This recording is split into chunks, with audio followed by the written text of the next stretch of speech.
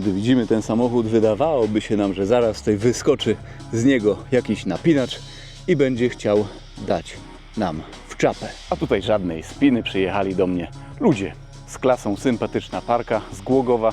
Bym mógł Wam ten samochód zaprezentować z bliska, pomierzyć raceboxem i finalnie wybrać się na próbę autostradową. Pomiar wyciszenia też sobie, myślę, zrobimy, a jest to oczywiście BMW X5 drugiej generacji E70, rocznik 90, któryś 2008, także przedliwcik, w sumie to tak stereotypowo czarne BMW, raczej w takiej konfiguracji dość bezpiecznej, bo tak, w zasadzie to bez jakiegoś active steering, bez tych aktywnych stabilizatorów, czy też bez zawieszenia pneumatycznego, z 3-litrowym bazowym dieselkiem pod maską M57 i w zasadzie wiecie co? Jeśli, tak zawsze Wam to powtarzam, że jeśli samochód jest nowy, jest na gwarancji, jest w zasadzie świeży, to wszystkie te wypasy są mega. I tutaj też byłyby mega. Tylko jeśli auto ma już kilkanaście lat na karku, no w tym przypadku maszyna ma 16 lat. No po prostu te wszystkie elementy oczywiście są użyteczne, ale mogą generować koszty, więc nawet śmiało tutaj można powiedzieć, że mamy do czynienia z X5 w takiej rozsądnej konfiguracji dość. Naprawdę kawał fajnego, ładnego samochodu, luksusowego, kawał suwa 2150 kg. E70 ma tutaj pełno cech i takich zabiegów stylistycznych, które kojarzą się z poprzednikiem, z E53. E53 akurat kiedyś była na kanale, ale chyba nie było próby autostradowej. Bryła czy też sylwetka samochodu jest jakby bardziej zaokrąglona, jest po prostu świeższa, no nowsza generacja. Myślę, że nawet po 16 latach prezentuje się ten wóz dość korzystnie. Jest tutaj mało chromu, Shadowline. Też te wszystkie elementy tutaj, czy też tutaj są polakierowane w kolor nadwozia. Nie jest to wcale takie oczywiste standardowo, to jest normalnie czarny plastik w takich X5. Tutaj takie progi boczne, aluminiowa listewka, też tutaj dół jest polakierowany w kolor nadwozia. Identyczna sytuacja z przodem. Jeśli chodzi o wloty, tutaj akurat nery są prawdziwe, akurat zostały przerobione, są po prostu czarne w połysku. Za nimi są klapy, które się otwierają i zamykają w zależności od wymogów, można tak powiedzieć? Można tak powiedzieć, wymogów silnika. Tutaj z dołu prawdziwy wlot i po bokach mamy fejki. Tutaj dołożone też charakterystyczne lusterka fistingowe. A czy na przykład fisting można zrobić z układem wydechowym? No raczej nie. Końcówki nie są aż takie wielkie, ale za to są prawdziwe. I to po obu stronach. Patrzcie, cały ten element jest polakierowany. Tutaj po prostu jest otwór i normalnie w dzisiejszych czasach, no to by tutaj większość producentów zrobiło tak, że końcówka byłaby przymocowana do tego elementu, a końcówka układu wydechowego byłaby gdzieś z tyłu. Nie, tutaj jest 100% prawdy, szczerość. BMW robi SUV-y w ten sposób, że od razu widać, że jest to przecież auto od bawarskiego producenta. Nawet te lampy, nawet ten cały tył, no to po prostu wygląda jak taki napompowany jakiś touring. Otwórzmy sobie bagażnik. Bagażnik w X5, proszę bardzo. Nie ma tutaj akurat elektrycznie podnoszonej klapy. Otwiera się w ten sposób. I tutaj proszę jeszcze na dole. O, cyk. Roletki są dwie, jak przewozimy tutaj coś większego, no to możemy sobie też oddzielić przestrzeń pasażerską od bagażowej, taką oto siateczką. Pojemność bagażowa, licząc, tak powiedzmy dotąd do roletki, 620 litrów jakoś. No i pamiętajmy, że jeszcze tutaj przecież możemy sobie, no nie wiem, jak tutaj mamy, o, kartony, jakieś trochę wyższe gabaryty, no to przez roletkę możemy złożyć albo wyciągnąć. Wystaje to ponad. Przestrzeń bagażowa oczywiście będzie jeszcze większa. To tutaj pod spodem. Aha, jeszcze taka przestrzeń bagażowa, masakra, ale tutaj jest pełno miejsca. Proszę, tutaj jeszcze takie zaczepimy. Dywaniki nawet w bagażniku są bardzo dobrej jakości. Mógłbym tutaj nawet sobie podróżować taki zwinięty w kulkę. Będziemy to zamykać. Wszystko to robi się dość delikatnie. No proszę, nawet tutaj dociąganie. Zajrzymy do tyłu. Dość charakterystyczny dźwięk BM-owski. W E90 mniej więcej jest podobny, taki troszeczkę mechaniczny, ale też z drugiej strony nie ma tutaj żadnego takiego metalicznego klepania. Nie no panie, bawarski samochód, no to jak tutaj mają być takie rzeczy? Tutaj jest miękko, dekory. Nie wiem, czy to jest prawdziwe aluminium, ale chyba nawet tak, widzę tutaj takie delikatne dziabnięcia, dosłownie delikatne, są, nie wiem czy na kamera je uchwyci, ale wygląda mi to na prawdziwe. Tutaj skórka, tutaj miękko, tutaj już twardo. Fotel kierowcy wyregulowany jest pode mnie, mam 198 cm wzrostu. Pozycja za kierownicą jest wyregulowana taka poprawna. Nie jest to luźny Ryszard, ale też z drugiej strony nie jest to kierowca przykładowo Subaru Imprezy. I mieszczę się tutaj z tyłu, tak, bez żadnych problemów. Czy to na głowę? No może delikatnie włosami tutaj dotykam tymi najwyższymi o podsufitkę, delikatnie. Na nogi, proszę. Samochody z roku na rok robią się coraz większe, z generacji na generację, ale X5, nawet proszę, z 2008 roku jest bardzo obszernym samochodem. Klimatyzację tutaj mamy dwustrefową, ale w zasadzie mamy tutaj taką półstrefkę, bo jest ciepło i zimno, można sobie ustawić, jakie tutaj ma powietrze nam wiać z tych nawiewów. Fajnie, że te nawiewy w ogóle są. W ogóle muszę zwrócić tu uwagę, że nawet ten element cały fotel, nawet z tyłu, czy nawet go z dołu tutaj przyciśnie, jest mięciuteńki. Feature'y z tyłu, no to jeszcze podłokietnik. Podłokietnik jest olbrzymi. O, proszę bardzo. Podłok można powiedzieć. I tutaj są uchwyty na kubeczki. Proszę, z tyłu zagłówka. I to jest też obszyte normalnie skórką. Ale fajnie ta X5 w środku nawet wygląda. Podoba mi się. Pierwszy raz w ogóle mam do czynienia z E70. Aha, zapomniałem, to jest złożone, ale jest jeszcze okno dachowe olbrzymie. Drzwi z przodu. Boczek drzwiowy z przodu. Też tak jak z tyłu, praktycznie identyko. Też tutaj wnęka tylko jest twarda, a tak jest cały miękki. I przestrzeń dla kierownika tego pojazdu, przestrzeń pasażerska z przodu. Fotele są tutaj sportowe, nie są one komfortami, bo nie są tutaj po środku po prostu łamane, ale sportowe. Już mają tutaj z przodu wysuwany ten element, akurat manualnie, ale tak to fotel, z tego co widzę, jest cały regulowany elektrycznie. Tutaj nawet potrójne właściwie nawiewy, jakby komuś kurczę było mało, każdy może sobie tutaj pełna kontrola nad wdychanym powietrzem. Zasiadamy i może sobie odpalimy od razu. O, kierowniczka elektryczna się wysuwa. Widok z perspektywy kierowcy.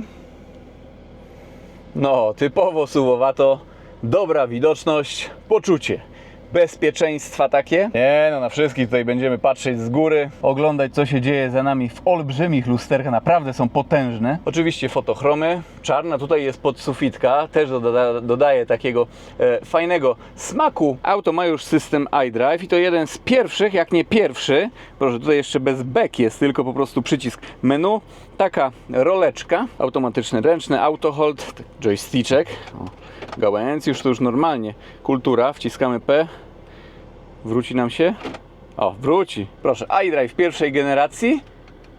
Ej, on się troszeczkę ogólnie tnie lekko, ale jest tutaj sporo rzeczy do wyregulowania sobie i tak dalej. Niektórzy mogliby powiedzieć, że to przecież niewygodne. W ogóle ten system był strasznie hejtowany kiedyś, jak on w ogóle pojawił się na rynku, a później to w zasadzie wszyscy zaczęli tak trochę kopiować. Takie niepisane kopiowanko się zrobiło u innych producentów na wzór właśnie iDrive'a. Także jak ktoś tutaj ma jakieś zastrzeżenia, to takie srutu, tutu, pęczek, drutu. Tutaj w ogóle jakiś jest też schoweczek? Ciekawe. Tutaj? Aha, ja, takie... To się nie spodziewałem, a tutaj nie ma schowka, tylko tutaj jest. Schowek jest średniej wielkości, jest cały fajnie, miękko wykonany. Panel fizycznych przycisków, właściwie panele. Tutaj możemy pod siebie zapamiętać różne funkcje. Nawet, zobaczcie, nawet jeszcze nie przyciskam, a to już reaguje. Takie skróty można powiedzieć w systemie multimedialnym. Panel klimatyzacji, no klimat, tak jak mówiłem, dwustrefowa, grzane fotele. Ej, takie wystarczające jest tutaj wyposażenie, jak najbardziej wystarczające do śmigania sobie taką X-pioną na co dzień, w miarę ekonomicznie też. Czujniki parkowania DTC, no to nie muszę mówić, no tutaj taki offroadowy feature, asystent zjazdu po prostu. Jest tutaj oczywiście napęd X-Drive na wszystkie koła, jest on taki, można powiedzieć, aktywny, dość mądry. Kiedyś miałem możliwość pojeżdżenia X6 w tej budzie, w takim jakby miasteczku X-Drive i naprawdę muszę powiedzieć, robił ten napęd robotę. Wyjeżdżało się na 3 rolki, jedno koło miało przyczepność i wyciągało i tak całe auto. No i tutaj otwieranie z tyłu bagażnika, takie roletki z dołu.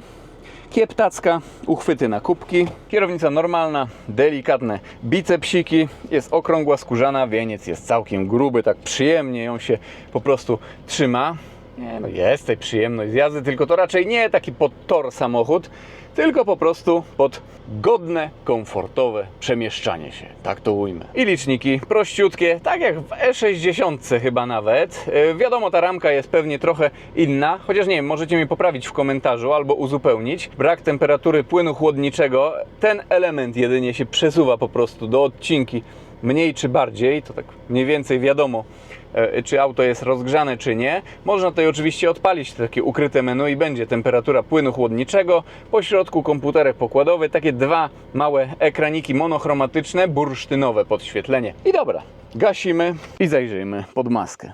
Kurczę, nawet tutaj jest miękko, oczywiście cała deska rozdzielcza jest miękka, czy to u góry, czy to na dole. Auto, z tego co się dowiedziałem, w większości jest aluminiowe, jednak też tutaj są takie elementy jak błotniki są plastikowe. Jakaś tutaj walka o te kilogramy widocznie się odbyła. Kurczę, maska też taka jest trochę elastyczna jakby.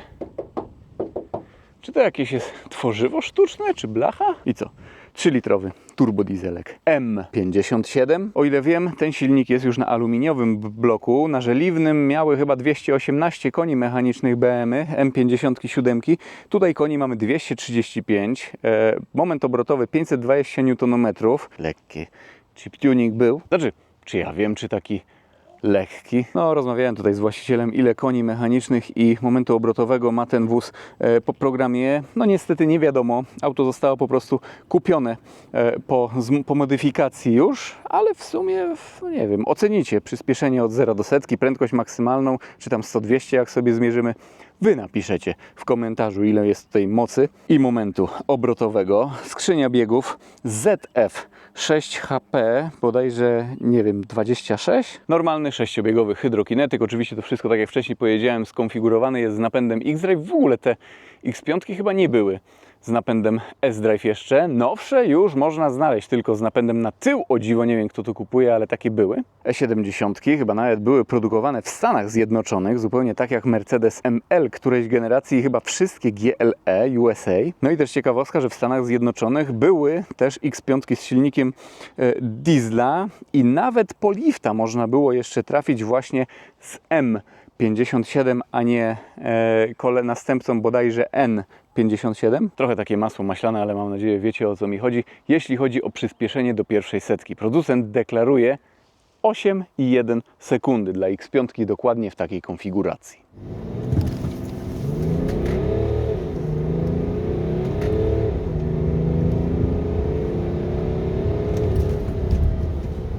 No, jak widzicie, chip coś dał. No 2150 kg takie X5 na pusto. Prędkość maksymalna 216 km na godzinę według deklaracji producenta. No i dobra, myślę, że czas przenieść się na parking przed przejściem granicznym w Kołbaskowie. Skoczymy sobie na szybką wycieczkę za granicę. Zweryfikujemy prędkość maksymalną po programie. Też jestem bardzo ciekaw czasu 100-200. No jest dzisiaj jakiś wiaterek, ale dopiero na przejściu granicznym w Kołbaskowie zweryfikujemy sobie, z której strony wieje. Ok, jesteśmy na miejscu, jak widzicie wszyscy już ruszają, teraz ja jestem następny w kolejce. Palę maszynę, ale przy tym nie soundcheck, a pomiar głośności.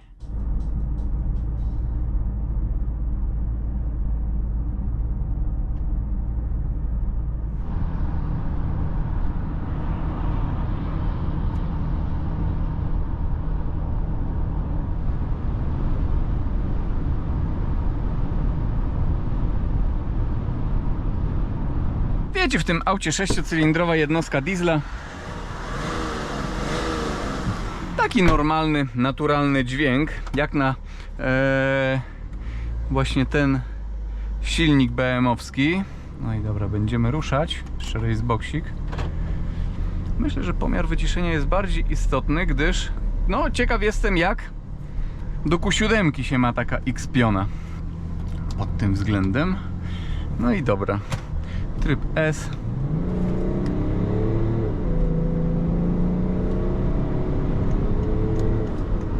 Ej, może nie jest to najszybsza skrzynia biegów na świecie, ale ten wóz się naprawdę fajnie już odpycha. 7 sekund do setki, jak na taką larwę, czyli właściwie no bazowy diesel plus program. Przypominam, że to wy w dzisiejszym odcinku oceniacie, ile ten samochód może mieć koni mechanicznych oraz newtonometrów. Tutaj póki co damy sobie na D, zaraz ograniczenie. No i tutaj rękaw.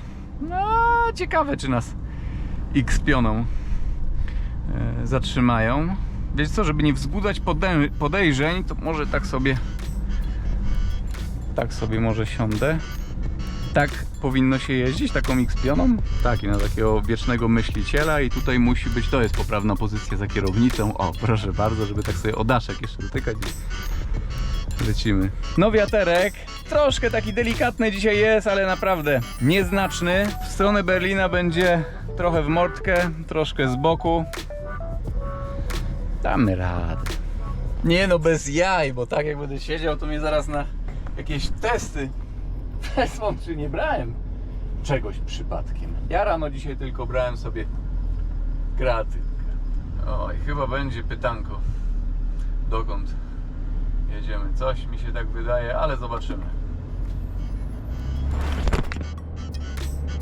Nie. Jak się okazuje, czarne BMW X5 jest bez przypału. A to ci pozytywna niespodzianka. Zresztą właścicielowi mówiłem właśnie, że oj, chyba X5 tutaj zatrzymają. No nie, powiedział, że X5 jeżdżą porządni ludzie. I tak jest. 100-200 tryb S. I co? I 100-200? No dobra. To niemiecka strona, odcinek bez ograniczeń prędkości. No 235 koni z pewnością tutaj kiedyś było, ale 235 koni jest tutaj tylko przykrym wspomnieniem. Teraz auto jedzie wyraźnie szybciej. No raczej. Dobra. No 200 km na godzinę do drugiego wiaduktu. Jest to bardzo spoko, jak na 6-cylindrowego diesla z jedną turbiną. W takiej X5 207 było. Tu był zjazd minus 2,7%. To 26 100-200. No to jest sobie najwyższy bieg, wrzuciła BM-eczka. No kurczę, te 200 km na godzinę tutaj bez wytchnienia. 216 niby wpisane. 216 to my już praktycznie mamy. O, 215. No czekajcie. Nie, no dobra, za szybko jadę na takie świrowanie. Chociaż dla niektórych to wcale nie są jakieś świrki, tylko normalna jazda. To może co? Prędkości obrotowe to tak jest 140 km na godzinę. Kurczę, jeszcze zużycie paliwa tutaj nie wykasowałem. Już to robię, proszę bardzo. 140. Mamy najwyższy bieg. Tak, szósteczka. To jest 2497. Ale wyrywa się ten samochód do przodu, skubaniec? Tu jest taki jakiś konkretny chipek zrobiony. Nie chip, tylko chipisko. 2086 przy 120. Tutaj może sobie wyprzedzimy ciężarówkę. Bez wytchnienia, tak jest 120, 180, jakby przyspieszyć takie wyprzedzanie na autostradzie. Kazik. Stóweczka to mamy 2747. No i co? Tutaj no nie depniemy, ale może sobie na przykład 100-200 zmierzymy, jak te ciężarówki skończą się wyprzedzać. Wiecie jak to jest, takie ciężaróweczki się troszkę powyprzedzają, chwilkę to trwa, ale potem wszyscy tak odjadą dalej. No dobra. I 100-200. Kurde, na D. A może nie będzie takiej różnicy.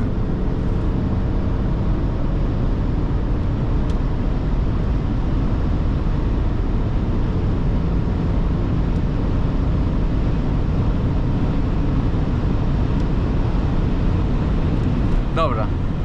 Hamujemy. A, nawet za mocno. 23-22. Minus 1% gdzieś z górki był. Ja pierniczę, to przecież na równym to będzie... Może uda nam się jeszcze zmierzyć na równym ten samochód, ale... Z 25 sekund? 26? Jakoś tak. Mega czas. Ale jak tutaj pod Kołbaskowo jechałem przed tą X-pioną, no w lusterku tak złowrogo ten samochód wyglądał, taki kurczę jakby tam... Uciekaj! Jeszcze powinno się mrugać i nie używać kierunkowskazów, tak żeby było już tak jak najgrubiej po prostu, żeby do tych czarnych nerek była spójność. Nie no, oczywiście sobie tak żartujemy. Ja X5 bardzo lubię. Ogólnie SUV-y to taki nie mój klimat, ale X5, X6, X3 nawet te nowsze, no to takie pod petrolheada samochody. Cholera, ale trochę ciężarówek jedzie. No nie wiem, wiecie co, ja kurczę się trochę boję. Głupi by się nie bał. Tak odpuszczam. Dobra, tutaj można depnąć.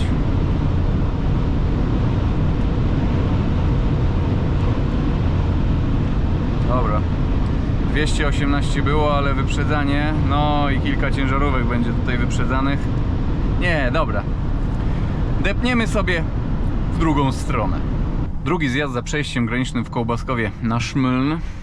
Zwróćcie uwagę, ja mam 198 cm wzrostu, prawie 2 metry.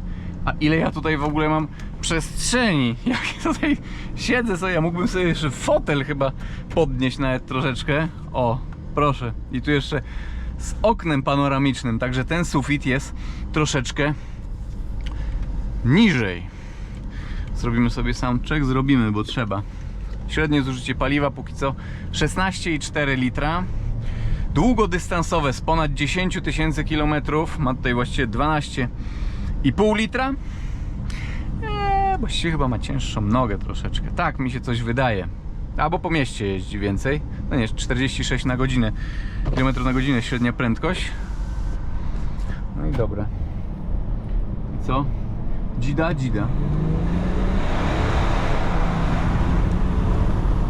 No, jak na dieselka jest to przyjemny dźwięk, taki w zasadzie można powiedzieć misiowaty nawet, przytulające się, troszkę wściekłe, ale dwa misie.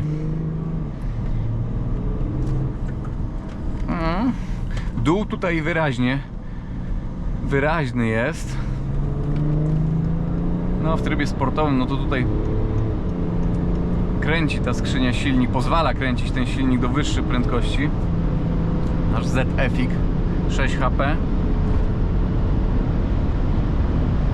To nie jest nawet DH, ale szczerze w trybie DS to nawet jak do połowy gaz trzymamy, to już auto przyspiesza, jakby się trzymało chyba w dechę.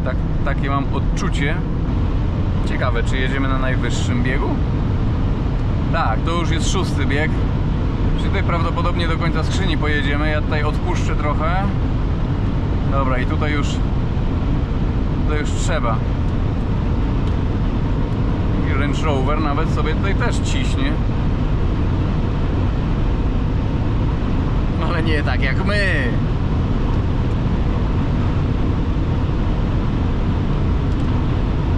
Ja pierniczę. Jeszcze się trochę bujamy. Jeszcze troszeczkę, tak. To jeszcze nie koniec. Dobra. 234 km na godzinę według GPS-u, mniej więcej 240 według prędkościomierza. Jestem pod wrażeniem. 216 jest tutaj wpisane, prawie 20 więcej. Czyżbyśmy tutaj mieli jeszcze 100-200 raz sprawdzić? Niech sobie BM-eczka chwilkę może odpocznie. Ja bym jednak chciał jeszcze raz. Nie wiem, będzie możliwe, nie będzie. Trochę tych ciężarówek. O, Space Star. Gwiazda z kosmosu sobie leci. No to takimi autkami jak ludzie jadą, no to O, ja bym uważał, bo takie X-pioną ktoś się zapomnie i w takiego Space Stara uderzy, to... Ajajajajaj. Dobra, ciśniemy.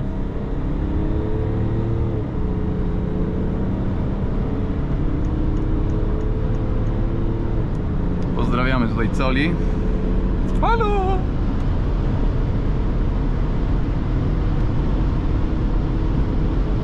No i tutaj trochę pod górę, ale wcześniej było trochę z góry.